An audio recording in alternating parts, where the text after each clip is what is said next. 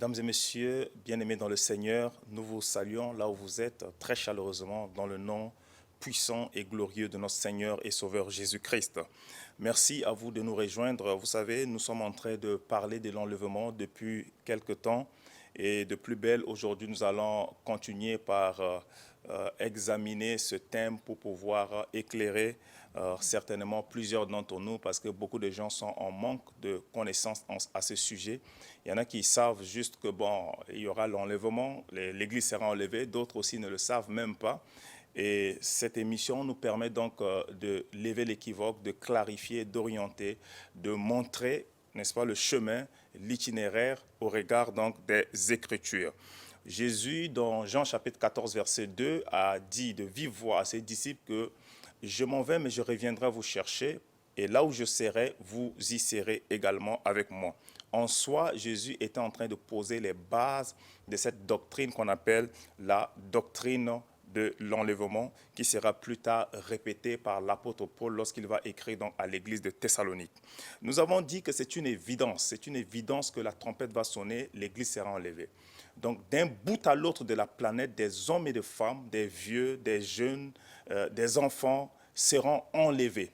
Et le monde va constater cela. Les chaînes de télévision officiels vont en parler, les CNN, les France 24, les Fox News et que sais-je encore, Al Jazeera, toutes ces chaînes vont se mettre à parler parce que les gens vont constater que les hommes et les femmes ont disparu de la planète.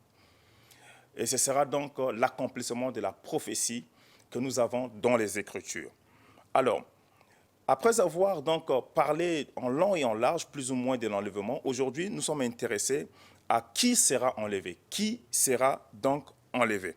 Et pour cela, nous allons dans les Écritures, dans le livre de Apocalypse, Apocalypse chapitre 19, le verset 7. La Bible déclare « Réjouissons-nous et soyons dans l'allégresse. Et donnons-lui gloire, car les noces de l'agneau sont venues et son épouse s'est préparée. » Prions le Seigneur.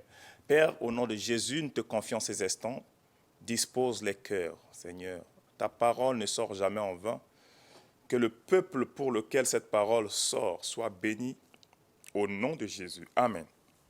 Alors donc, ici, la Bible dit que l'époux arrive, l'époux qui est Christ lui-même arrive pour les noces et l'épouse qui est l'Église s'est donc préparée. Première indication que nous avons ici, la préparation. Vous savez, vous ne pouvez pas prétendre aller dans un mariage et ne pas prendre un temps pour vous préparer. Pour tous ceux qui ont expérimenté le mariage, sont bien placés pour comprendre ce dont je suis en train de parler.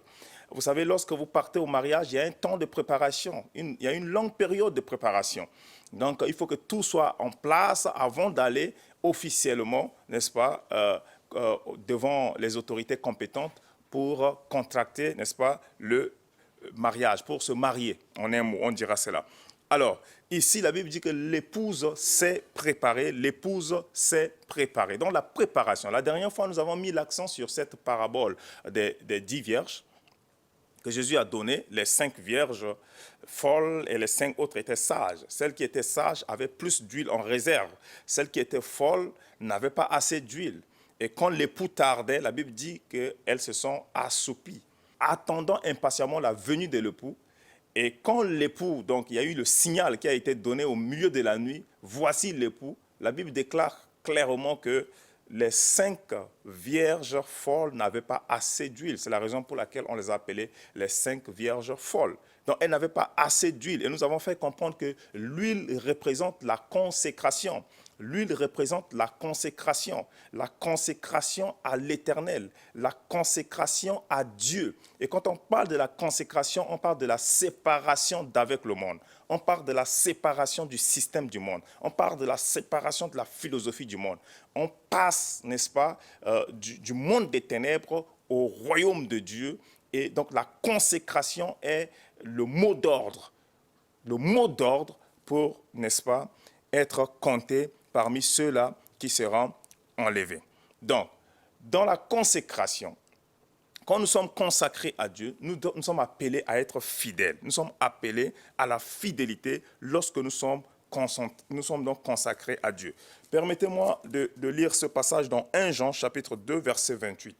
La Bible dit, « Et maintenant, petits enfants, demeurez en lui, afin que lorsqu'il paraîtra, nous ayons de l'assurance et qu'à son avènement, nous ne soyons pas confus et éloignés de lui. » Vous voyez? Donc, demeurez en lui. La clé, c'est de demeurer en Dieu. Nous devons demeurer en Dieu. Lorsque nous avons cru au Seigneur Jésus, nous avons été placés en Christ. Nous avons été placés en Christ. Nous avons donc la responsabilité de demeurer en Christ. Comment rester fidèle? Lorsqu'on parle de la fidélité, je l'ai bien souligné. J'ai dit c'est demeurer en Christ. Nous sommes en Christ, nous devons demeurer, rester là en Christ.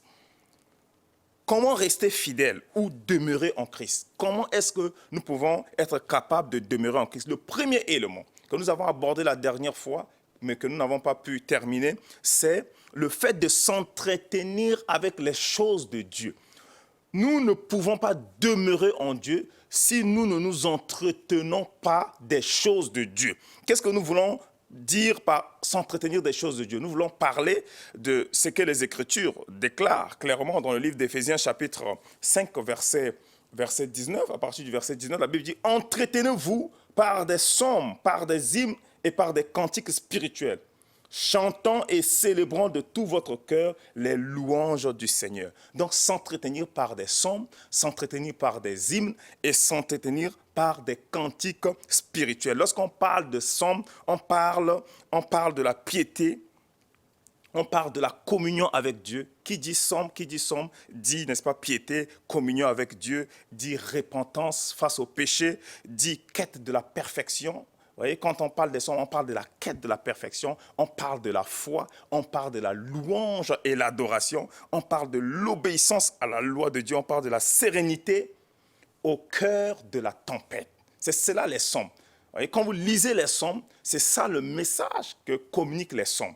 Et la Bible parle aussi des hymnes, donc des chansons. Quand on parle des hymnes ici, on parle des chants qui doivent s'élever. Nous devons nous entretenir avec des chants accompagnés tantôt de musique, le chant accompagné de musique, bien entendu, et nous devons, n'est-ce pas, prendre habitude, prendre goût dans ces choses-là d'une manière continuelle. Cela va nous maintenir, cela va nous permettre de demeurer en Dieu. Et aussi des cantiques. Lorsqu'on parle des cantiques, vous savez, quand vous lisez le livre des cantiques, c'est carrément une histoire d'amour. Donc, c'est des déclarations d'amour. Quand on parle des cantiques, l'enfant de Dieu, l'épouse doit chaque fois faire des déclarations à l'épouse qui est en train de venir. L'épouse doit toujours dire à l'épouse, je suis prête. Vous voyez? Donc, des cantiques en l'honneur de notre Dieu. Ça, c'est la première clé. La deuxième clé, ici, c'est rester attaché aux choses que nous avons entendues. Nous devons rester attachés aux choses que nous avons entendues. Quelles choses dont nous avons entendu? C'est justement par rapport au salut par Christ. Nous avons le salut par Christ. Christ nous a laissé un message clair et nous devons croire en ce salut-là jusqu'à ce qu'il revienne. Donc, tout ce que nous avons entendu, ce dont on nous a parlé de ce Dieu-là, de ce Christ-là, nous devons donc ouvrir notre cœur à cela et nous devons rester attachés à ce message du salut, à comprendre le salut par la foi. Nous sommes sauvés non par les œuvres, mais par la foi. Troisième élément à noter, c'est de ne pas se conformer à ce siècle présent. Ne pas se conformer à ce siècle présent. C'est écrit dans Romains chapitre 12, verset 2. Mais soyez renouvelés par votre intelligence.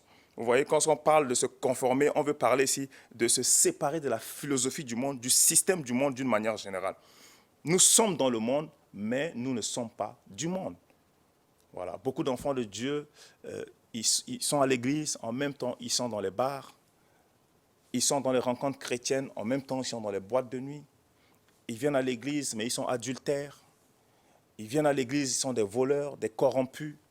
Quand c'est ça, ça veut dire que vous êtes régis encore par le système du monde. Ça veut dire que vous vous êtes pas conformés à la réalité spirituelle du royaume de Dieu. Et quand c'est comme ça, il sera difficile pour vous, lorsque la trompette va sonner, que vous puissiez être enlevés. Donc, voici donc les trois clés que nous donnons aujourd'hui pour être sûr que lorsque la trompette va sonner, nous serons enlevés. La trompette sonnera, c'est une évidence, bien-aimés. C'est une évidence. La seule chose qui va nous sauver, c'est notre consécration. Cette huile-là qui a manqué aux vierges folles, elles ont manqué d'huile et cela a été une occasion de chute pour elles, un blocage pour elles.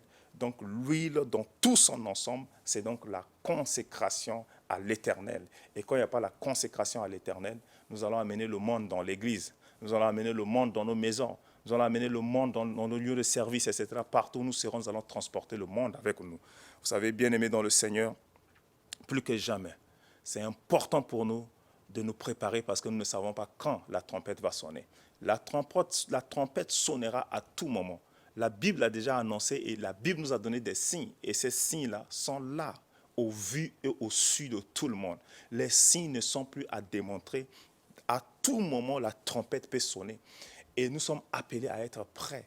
Et même si la trompette ne sonne pas, ça peut être ta mort prochaine. Nous ne prophétisons pas, nous ne sommes pas des prophètes des malheurs, mais simplement, lorsque nous vivons, nous sommes aussi conscients que nous pouvons mourir à tout moment, d'où l'importance de pouvoir se préparer, parce que vous ne pouvez pas avoir le contrôle de ce qui va se passer. Donc, bien-aimés dans le Seigneur, la trompette va sonner et la trompette ne tardera pas. Aujourd'hui, c'est le message de l'heure. Le Seigneur est en train de susciter ses serviteurs partout dans le monde, d'un bout à l'autre de la planète, pour mettre l'accent sur ce message, parce que réellement, il est à la porte, il ne tardera plus, la trompette va sonner, et il est important que lorsque cette trompette sonnera, que vous fassiez partie de ceux qui seront enlevés, parce que ceux qui ne seront pas enlevés, alors, ce sera de la catastrophe, ce sera des moments difficiles. Le monde va entrer dans cette grande période qu'on appelle la période de la grande tribulation, où le Satan sera relâché ici sur la terre. Les démons qui sont liés dans le fond de l'abîme seront relâchés et la colère de Dieu va s'abattre sur la planète. Alors la planète sera simplement invivable. L'Antichrist va prendre le règne du monde, le gouvernement du monde, et ce sera juste invivable.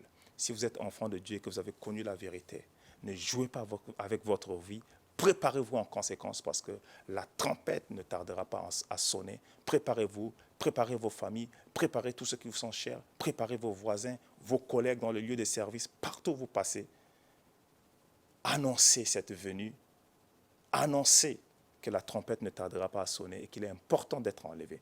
Merci à vous, chers amis téléspectateurs, de nous avoir accordé de votre attention. Que Dieu vous bénisse là où vous êtes et à très bientôt pour un nouveau numéro sur la grande tribulation. Parce que quand on parle de l'enlèvement, il faut bien qu'on parle de la grande tribulation et c'est à notre prochain numéro. Que Dieu vous bénisse au nom de Jésus. Shalom.